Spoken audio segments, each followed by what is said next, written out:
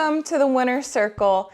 It's your host, me, Jenny Ackerman, and on this week's Open Boat, we're kicking off the Super Flukers Challenge Winner's Circle. I got my laptop with me. Thank you everyone who submitted all of your entries. I love getting emails from you guys with your fish submissions. We did one back in the fall, probably gonna do it again, and the same thing with the Super Fluker Challenge. Now, it's September, so of course you do still have some time to catch some fluke based off of your region. You know, keep in mind the opening and closing dates of every season of species you're targeting, so you're not, gonna get yourself in trouble. But the New Jersey region, like where I'm in, right now we're seeing the start of our mullet run season. So if you're fishing the beaches, you'll see little schools of mullet running by, lots of bluefish giving chase, and of course, fluke love mullet too. So now's the time, go to the beach after work, and you can literally throw anything from like an SP minnow. I had a kid catch a 25-inch fluke yesterday on an Ava jig. So anything that imitates that long profile of a mullet, or you could just go to your local tackle shop that has fresh caught mullet and try throwing it out there to see what you can get, because you still have a chance to catch a really big fluke to close out your 2025 fluke season. And I also really appreciate just studying the patterns of how this fluke season has been based off of, how it's been in the previous years. So just seeing the differences and similarities, like every angler should take note on to kind of mentally prepare themselves for the 2026 fluke season. But realistically, it's like, we have your patterns, but you never know what's gonna happen, like what to expect. And I know a lot of anglers who submitted like some of the biggest catches, they caught them in places they would have never expected to have caught big fish. So life is like a box of chocolates. You never know what you're gonna get. So let's get into the first part of the Winner's Circle. If you guys recall, I asked for the first part for you guys to submit pictures of fluke that you caught on a bucktail. And kicking it off, we have Ralph Albino. And of course, wait, before I start anything, I apologize if I butcher your name. So we have Ralph Albino with a nice fluke that he caught on a bucktail. And then next up, we have Justin Elliott sporting a Yankees hat. I know this is gonna cause a great debate in the comments, but go Yankees. So he's got a nice fluke right there.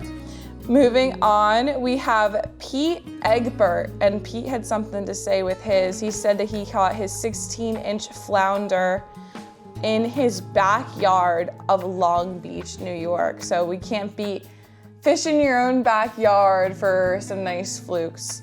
And then we have Bob Vendetti with his bucktail fluke. Moving on, we have Carl Ward, and Carl has his bucktail that he tied himself, and he has a nice fluke netted in, looks like a pink and white bucktail. So it's also really rewarding going through like making your own bucktails, making your own lures, building your own rods, the whole 9 yards. Making something that you're catching fish on is like really, really rewarding too. So congratulations, Carl. And then we have multiple submissions from Dennis Portalatin. So he's got multiple fish on the bucktail jig here, showcasing 1, 2, 3, 4 flukes caught on the bucktail. And then we have Timothy Vess with his bucktail fluke. And he said that it was 3.5 pounds at 20 inches at the north side of the bay of West Long Beach. And then we have a bonus fish here from James Bier. He was fluking and he caught a striped bass on his fluke rig. So you're gonna see some wild card fish submissions here for the Winner's Circle of the Super Fluker Challenge, which I love to see. And next up, we have Joshua McCloskey with his bucktail fluke, and he was fishing on the Atom Bomb out of Cape May. And next up, we have Nick Rambo's crew posing with their catches of the day. Looks like some nice fluke sandwiches for dinner with all these guys, so all nice bucktail flukes. And then we have Pedro of Kepti Fishing with 2 flukes caught on the bucktail and some decent sized ones too. So that wraps up the first part of the winner's circle. And keep in mind, like I said before, guys, you still have time to be fluking. We still have time before the stripers show up. Right now, you do have other species to target too, based off of your region. You have albies, you have Spanish mackerel, you have bluefish, you have freshwater species. Don't forget about your freshwater species, your lakes, your ponds, your creeks, your streams, all of the above.